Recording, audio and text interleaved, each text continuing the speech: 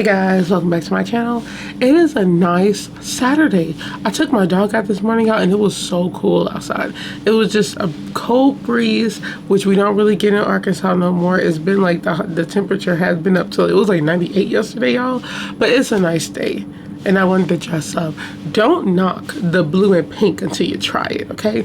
Normally, I think before I used to do this combo, I was like, that do not go together. I was like, it looks so crazy. But you just gotta work around it. I was gonna wear black under here, but I ended up changing last minute, y'all. But I love the leather jacket because it's cold in my house. But I also just love the makeup look. I went with just like a simple blue eyeshadow, a really bold blue eyeshadow, but with a regular pink lip. And I added jewels just to be extra cute. So y'all, let's get back serious. We got crime to talk about today, okay? So we're talking about a 14-year-old girl who was murdered at a sleepover by her friends. Now, immediately I'm already like jealousy because if you see the girl, you're gonna see it because I'm gonna share the screen. It's on Law and Crime Network. She is so pretty. So I already got a feeling jealousy. Also, since they invited her, I feel like it was they was planning this definitely. It was another case I've heard like this when they it was like a couple of girls, but they invited her out and they ended up setting her on fire, like cutting her hair, literally fighting her, stabbing her, and everything, and the girl survived. So that's insane. On Stephanie Sue's Stories. I think it was a podcast, on her podcast. But y'all, I think nowadays kids are so delusional to like what's going on, and you know, it's all about fitting in, which I feel like it's always been like that, unfortunately. Think about it. When I was in high school, and I'm going to sound so old. I'm only 25. I graduated 2016. I'll be sounding so old when I say when I was in high school. But anyways, when I was in high school, I'm like, it was, everybody wanted to fit in, but I didn't really have that problem. I was just a chill person. I talked to like a lot of people. I'm like, I wasn't like doing the most. I like doing my makeup. I like looking cute. I like dressing up. That's all I needed. And I talked about like everybody in cliques. So it's like, I really didn't have a problem. Also, I'm like, I was never bullied ever. Definitely not in middle school, high school. Cause yeah, I got the face. When you got the B face, like don't try me. I had this B face my whole life. But I was like bullied in like elementary school. I do remember like one incident. Anyways, so let's just jump right into it. I'm really curious about if I'm right about this theory, but I do have a feeling that this is right. Only because I feel like it's always like that. Jealousy, somebody's dating somebody's boyfriend, they never like them, they just don't like them with other people. You never know. So let's get into it. A teenager is dead, kidnapped and killed on the way to a sleepover. Now, 2 other teens have been arrested in connection with her murder, and this case has eerie similarities to another infamous case of friend-on-friend violence.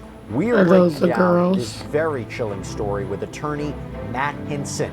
Welcome to Sidebar. She's not 14, is she? Crime. I'm just. She wasn't 14, was she? All right, we're going to do something a little different. We focus so much on Sidebar and all the bad stuff that's happening in America. Well, as you'll see, crime spans across borders. So with that, we want to go across the Atlantic Ocean to Sweden. 14-year-old Amelia Sjöberg was found dead in the southern part of the country in a town called Landskrona last week. According to Swedish media, Amelia was invited to a sleepover with 2 of her friends, who then supposedly lured her to an industrial site near a train station where they allegedly killed her.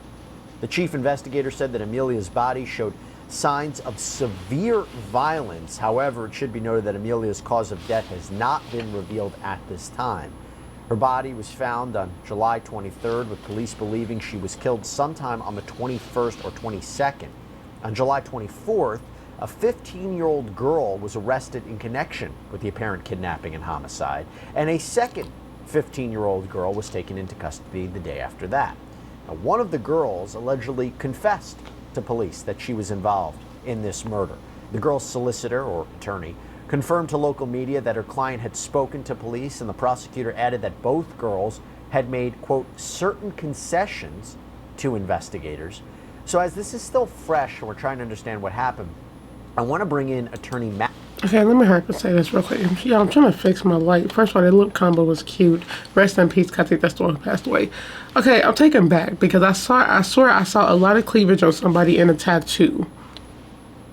14, 15, 14, 15, 15. Is it me?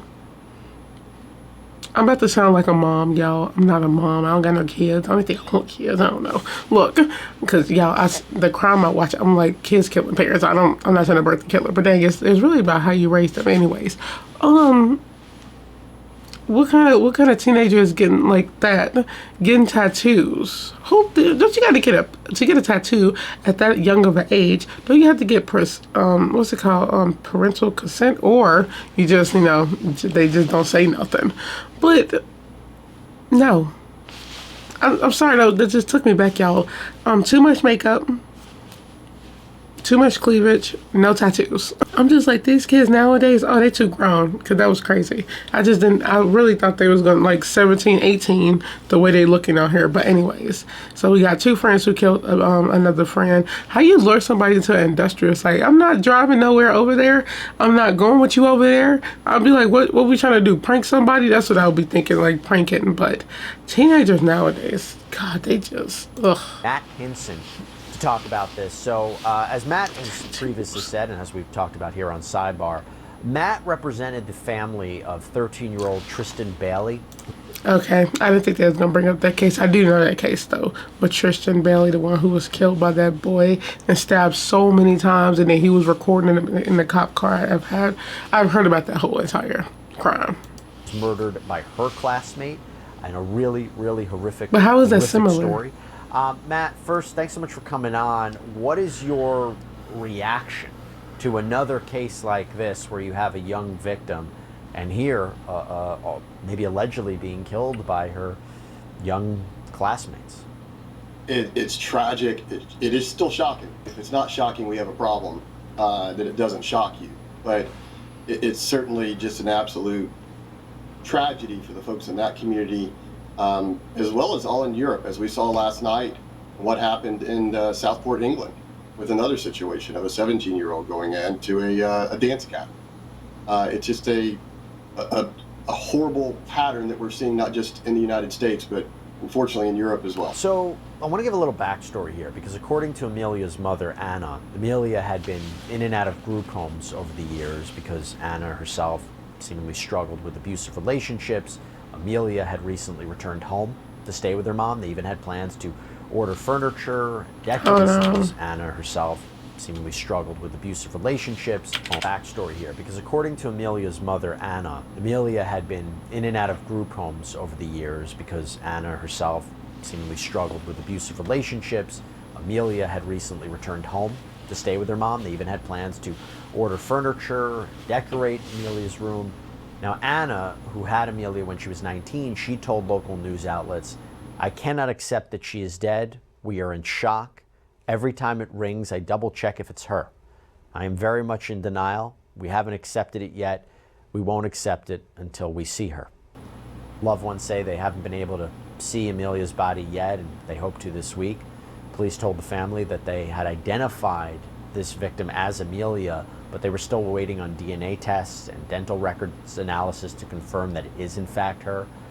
Matt, that feeling for the family, they never recover from something like this, right? What are the Also, just like, I always find it's so scary. It is scary when you think about death, but having to go, what's the word, claim a body to go look at it must be so dark, heartbreaking, because you don't know if it's them or not. So it's like, I'm pretty sure there's like a pacing feeling. It's just so sad, especially for a teenage girl. And the fact that they haven't seen her yet, probably by the time this video was out they have, I don't know, but it's like, it's so creepy and that's so sad. It's just, I can't imagine. I don't ever want to do that, but you never know. And I feel like one day, I feel like everybody just might. And it's just that feeling that you don't ever want. You don't ever want that feeling. I reacted to, well, not reacted to, but I watched the TikTok video yesterday, and I was crying so much, y'all. And I don't cry on TikToks, but it was about one that the girl, her mom passed away last year at the hands of her boyfriend. It was like all over TikTok. I'm pretty sure y'all seen it. It was with the one with the mom. They was like coming, I guess after the reception, she was dancing in the car. It was just a good moment. They released balloons on her birthday, I think yesterday. It was just a good like day, and he was the one that ended up killing her.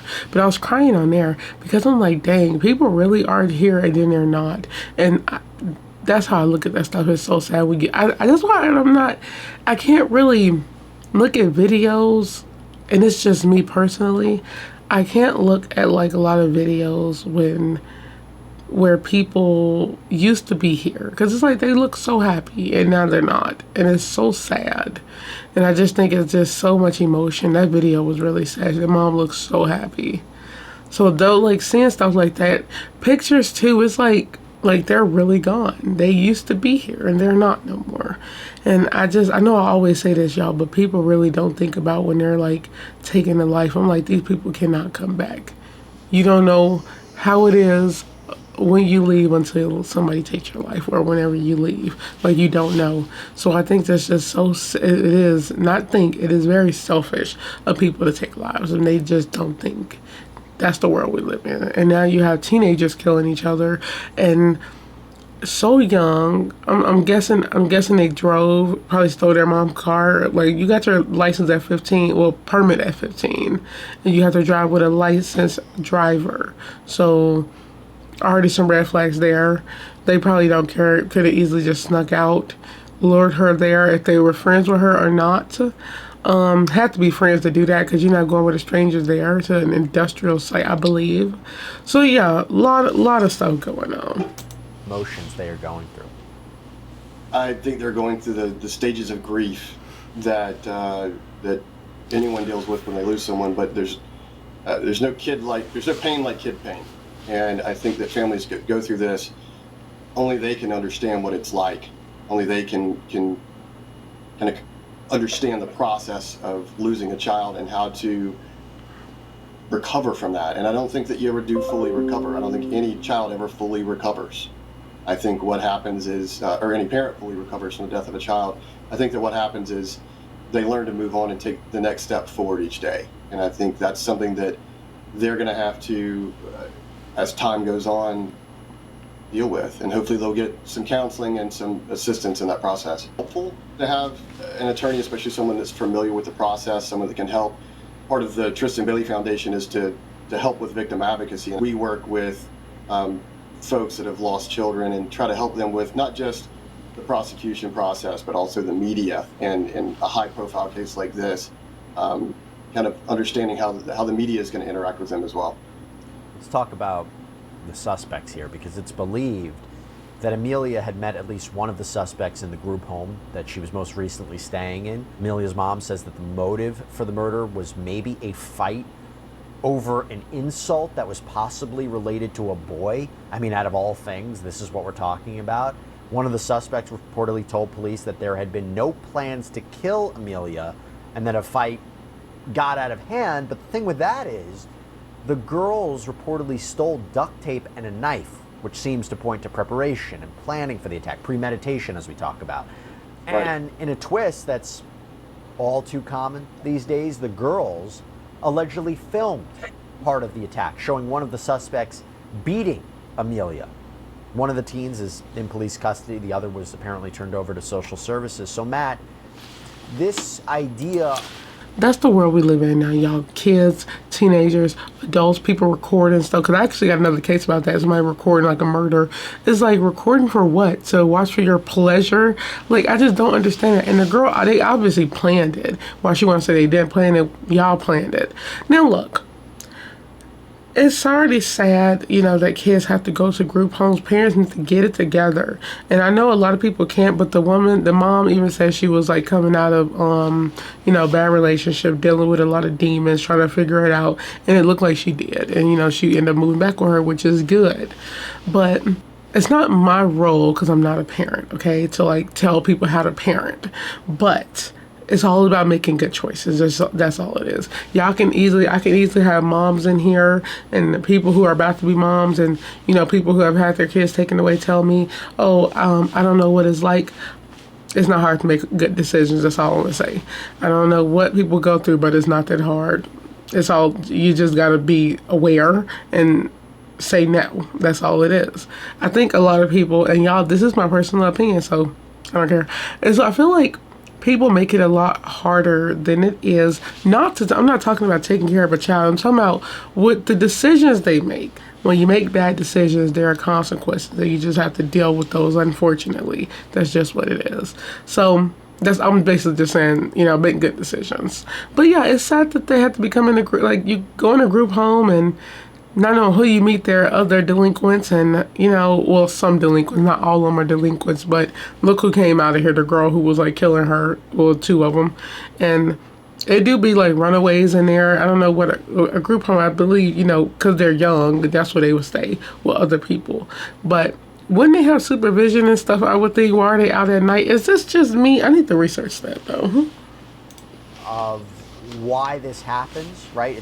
It's pretty sickening to talk about teen-on-teen violence, but the idea of, oh, this was a fight that got out of hand versus, no, this was a plot to kill. What's your take? I think that we get too focused on the motive of each individual case. Obviously, that's important to the victim and the victim's families and the community, but as a larger society. Okay, real quick, this is what I'm talking about. Who is this?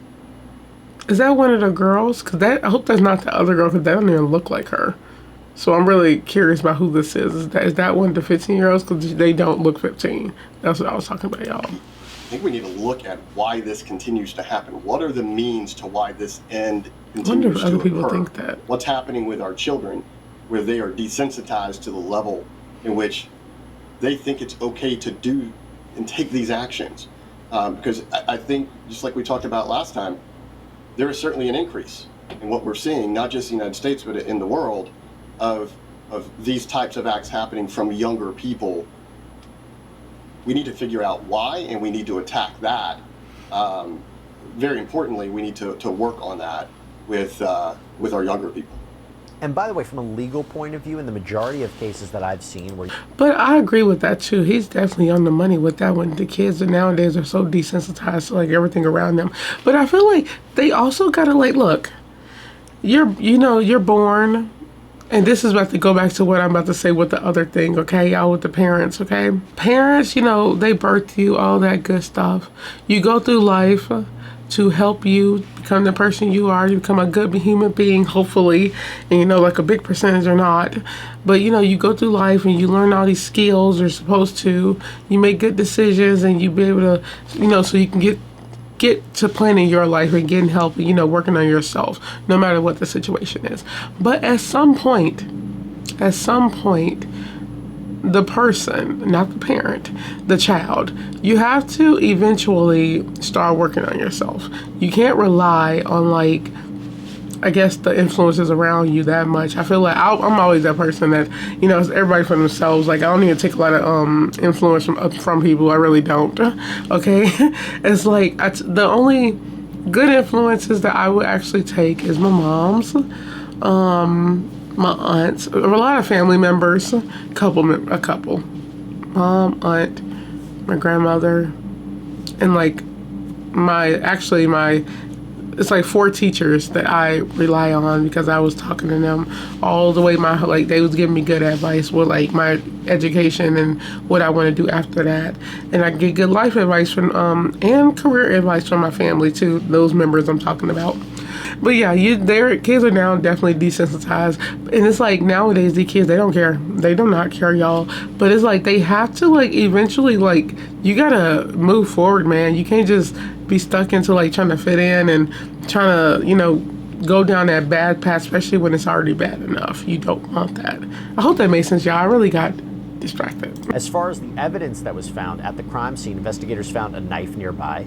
Police haven't said if it was the murder weapon, but then another knife was seized, but it's unclear where that was found. Police also searched the harbor next to the industrial site and found a bag with Amelia's bank cards and other belongings in the water. So again, if you were trying to dispose of these materials, again, not great. But we talk about the children here, or the minors, but sometimes they have help. And there has been a report that an adult is being questioned in connection with this case, but they haven't been arrested, they haven't been detained. Police didn't release any more information about who they are, but Matt, Again, not sure what this adult did or did not do, but as you saw in Tristan's case with Aiden Fucci, sometimes an adult will come in to cover up a crime, right? And it's not uncommon for adults, particularly parents. Depending on who the adult is, it could be like illicit since it's alleged. You know, they're still researching it, investigating it. It could be like just somebody else that was in, well, not the group home, but somebody they met, like a dude that was like trying to tell them how to clean up the crime scene. I've seen cases, a lot of cases like that. They watch too much law and crime, too much Criminal Minds, dumping stuff in the water and then not letting it sink. You gotta at least put rocks in it or something, or just take them. Nope, because they can track them. Let me stop giving y'all tips. But it's like, that was not smart. Or others that are involved in minors' life to be interviewed by police. So I think it is important that we look at those types of reports to say, it doesn't mean the adult did anything wrong. It could just be a part of the interview process to get to the bottom line of the crime. But you're correct. There are times where adults get involved and they are either assisting before or after. Generally, it's after the fact, someone trying to cover up a crime. And it's unfortunate. That's another thing that we could probably get into and talk about for quite a while. Well, it happened in Aiden Fucci's case. Right, where Aiden's mother was videotaped in her home by home security washing jeans that had blood on them, and was washing the blood out.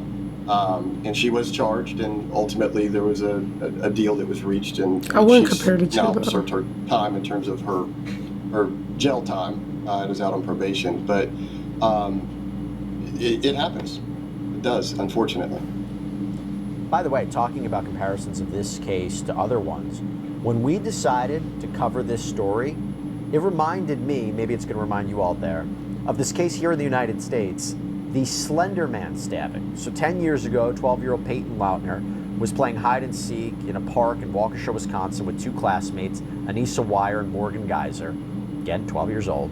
Geyser stabbed Peyton 19 times while Weier urged her on. They left her for dead in the woods, but Peyton was able to miraculously survive. She crawled to safety, and she flagged down a cyclist who called 911. Came upon a 12-year-old female. She appears to be stabbed. She appears to be what? Stabbed. Stabbed? Right. Okay. Sir, you still there? Yes. Hi, sir. So, are you with this 12-year-old female? Yeah, she says she's having trouble breathing.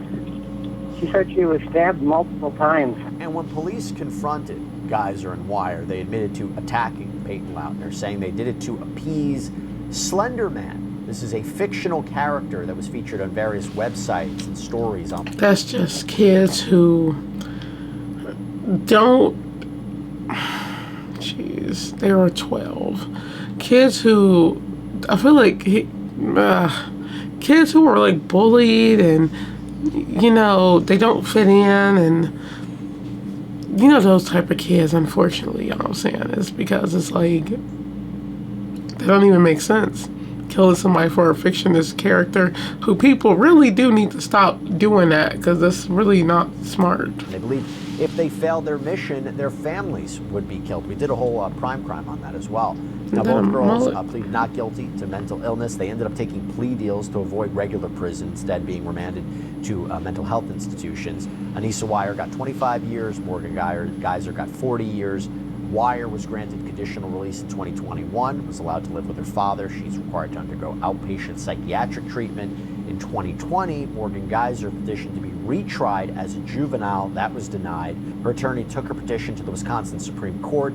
They declined to hear the appeal. And in January of this year, Geyser petitioned the court for release, wanting the same setup that Weier had.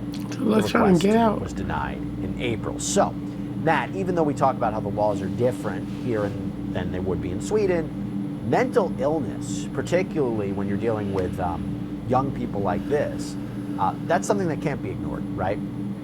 It can't. I mean, a lot of these crimes that we see, once the minor is arrested, we find out that they suffer from some type of mental illness, whether it's some form of sociopathy, whether it's some form of depression or anxiety. And a lot of those are comorbid together. we do learn that majority. Yeah, you know what, y'all? It's heartbreaking, but I'm also that person to be like, you also just have to be careful about who you hang around with. That's really what this is about. You don't know what people are capable of. First of all, I'm still on the fact that they looked, or that girl, because I think there was only one person in this video, that girl looked too old to be 14. That's crazy. But, you know, look how what happened in group home. I know what she got influenced from, so I'm not going to judge her too much on that like I did throughout this video, but rest in peace because she passed away. Why is this happening? Now, mental health, I do believe, need to be checked in younger girls and boys like this because, like they said, their brain's not developed all the way. None know what they got going on. Like with the 12-year-olds, I think I heard of that case maybe a long time ago, but I don't remember it.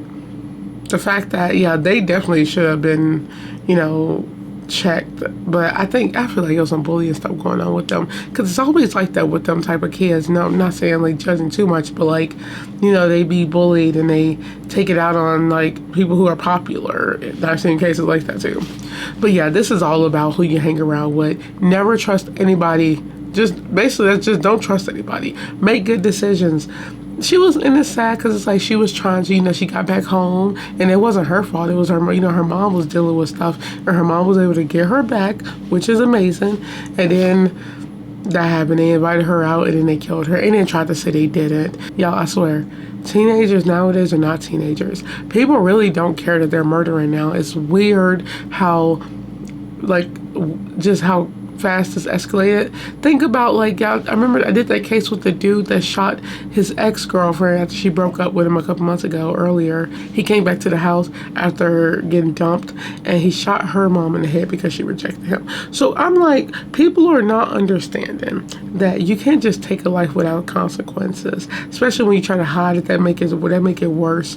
And now it's like it's going to be a long year because of people like this. And this was in Sweden, I believe. Yep, I believe Sweden, not even US, and that's all surprised, but it happens here too. So y'all, just be careful. And these kids nowadays, they're not kids. They act just like adults. They look like adults and they act like adults. It's crazy. Oh, back in my day, kids, well, we still look grown too. Let me stop. But still, it was at least I was able to walk the street without worrying too much. It's like, dang. But I would hate to have like kids in this generation, no offense. It's just that, like, I feel like a lot of people are just, like you said, desensitized to stuff and they don't care and they just think it's okay to like, get rid of people and fight people and attack people out of nowhere without consequences. Basically, I feel like you're just growing up with AI. That don't even make sense, but I feel like that's what this world is.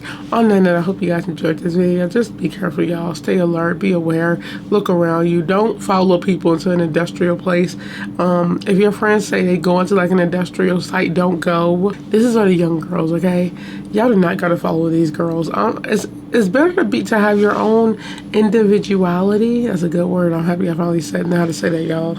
But it's better to have your own style, own aura, so people can like go towards you rather than following them. Like, it's not about fitting in. It's really not, because you won't even see these people long term. Like, you won't see those people.